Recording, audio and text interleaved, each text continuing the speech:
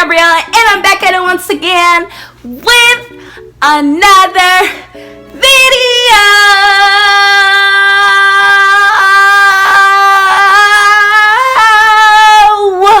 If you're new to my channel, welcome. The family welcomes you. I welcome you, of course. And if you are still watching my channel and you have not subscribed yet, and you've been watching my videos since day one, go ahead and hit that subscribe button for me to become a part of the Rose family so we can blossom and grow together.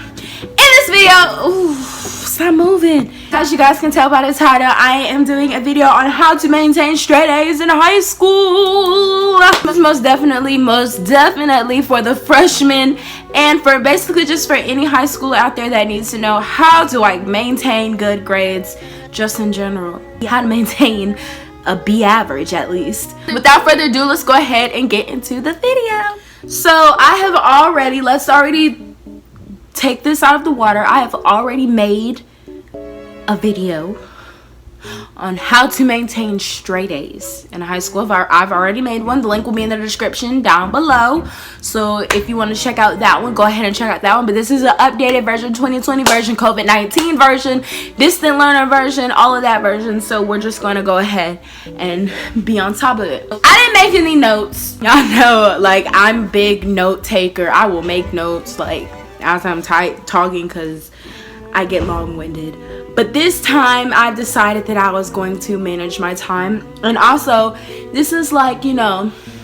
y'all can tell that I got my bonnet on, so we're going to go ahead and just be real with me. I have no makeup on, no nothing. I just have my bonnet on.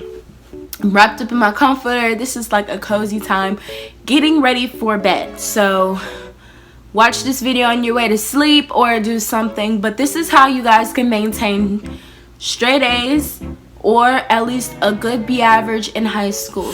The first thing is, if you are a distance learner, I encourage you to please check your emails because these people do not play. According to any distance learner out there, you get your work through email. So if you don't know your email, you need to contact the school, ask for your email and stuff, because that's where most of your stuff is going to come from.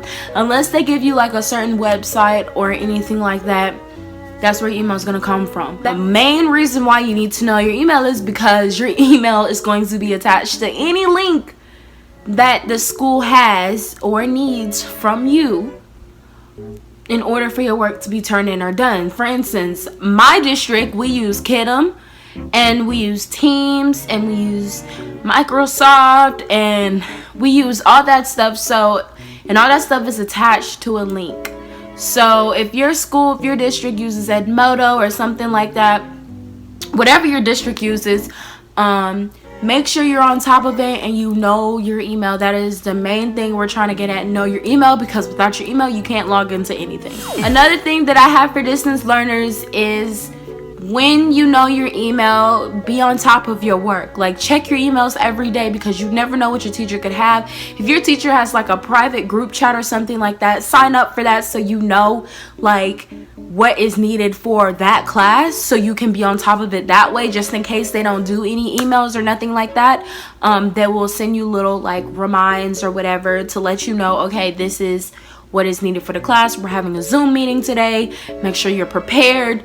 And you can do stuff that way to be on top of your grades and all of that.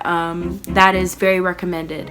Coming from a straight A student, very recommended. Stay on top. For my public people in school, you guys have it way easier than the distance learners, because you guys are in person and you'll get to talk to the teacher whenever you please. You cannot just sit there and email them, and you don't get a certain time to where you have to wait for them to email you back or reply back or whatever. You actually get free time to be able to go to the teacher and ask him, hey, what's up? What do I need? I missed this day, like anything major, you know. You actually get that time to do that. So for my in-person people, it is very, very, very important that you go and you pay attention to everything in your class. Take notes. If you're not a big note taker, make sure you at least take pictures of the notes so that you can look over it. If you're not a study person like I am, I don't really like studying, but I do it so that it can help me in general.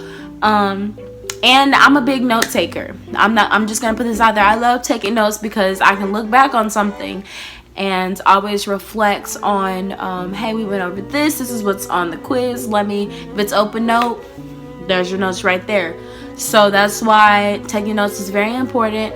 Also, if you have missing assignments and you notice that you have missing assignments and you do notice that you turned them in or they're already done and your teacher hasn't looked over it, remind your teacher, because I'm just going to be very blunt with you guys. You guys have to be gracious with these teachers because they are trying to master distance learning and teaching in person at the same time. And it's not very easy for these teachers out here. So these teachers need as much grace and, you know, time as they would give to you whenever you're missing work and you have to turn in something. Kudos to all the teachers out there that are actually focusing and being able to establish two things at once, because I know this distant learning is hard as it is. It is very difficult for you guys. So I just want to big shout out to all the teachers out there that are really trying to apply pressure and put in as much work as they can and as much strength as they can. I'm praying that you guys have a safe year health-wise, because I know this is stressing y'all out just as much as the students. It is stressing you guys out because you guys are in charge of basically 2 different classes and it's not fun. So kudos to you guys for keeping track of that. I really appreciate you guys as a student. All the teachers out there, I appreciate you, and keep up the good work because you guys are the reason why we're passing. People are like, progress reports are already coming out. For some counties, progress reports are already coming out. Report cards are already coming out. And this is because we are, believe it or not, within almost towards the end of our 9 weeks. Our very first 9 weeks for the school year. Woo! Just got to school last month. Some people actually started in September, early this September, which is like crazy. But people, we're trying to get in and out because COVID-19 is like, girl, I'm not playing with y'all today. I'm not playing with y'all this year. So we actually got to get on top of that. So the best thing that I would say about that is, you know, make sure you're on top of your stuff. Like I said in the last tip, just make sure you're on top of your stuff because COVID-19 is kicking rocks for everybody, kicking everybody in the behind, and we're not having it this year.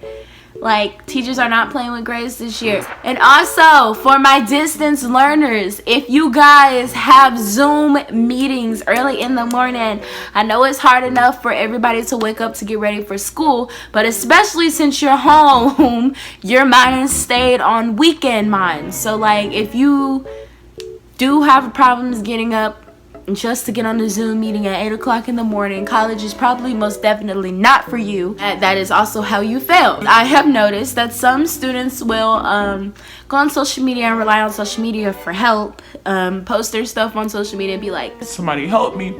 Well, did you join the Zoom meeting this morning? No, you didn't. Electronically, you guys have it better because you can look up answers and be able to tell like what's right and what's wrong. So therefore, you guys shouldn't really ask for help, but yet you should be using the internet as much as you can, even though that's very toxic to do, but that's what you guys got. We actually have to put our phones away and do work on paper while you guys got the computer where you can look up everything. So I don't understand why most people are like, I need help when the internet is right there. I've said in my previous video that it is good to be a teacher's pet. This year, because of COVID, I'm not even gonna push that because people are doing like the 6 feet apart thing and all of that. So I'm not even gonna push the fact that it is good to be a teacher's pet because teachers are gonna like who they want to like at the end of the day. And the number one tip that I can give everybody, distance learners included, is that y'all, it is not smart to irritate the teacher who is in charge of your grade. It is just not smart. It is not smart. You might as well go ahead. You may not disagree. You may not agree with the teacher at all times, and you do have some disagreements with the teachers. But it's just not smart to irritate the teacher who's in charge of your grade, because they're in charge of when you pass. Yes, they can be wrong if they fail you because they just don't like you. But I'm just saying, like, teachers have that power and that capability to do that based off of who they like in the class. You guys just hang in there. We are all in this together.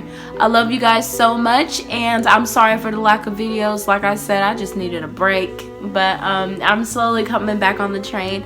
I will see you guys on Tuesday. I love you so much. Study, study, study, study, study. Be on top of your work. Do not irritate teachers. Be kind to everybody, and I'll see you guys in another video.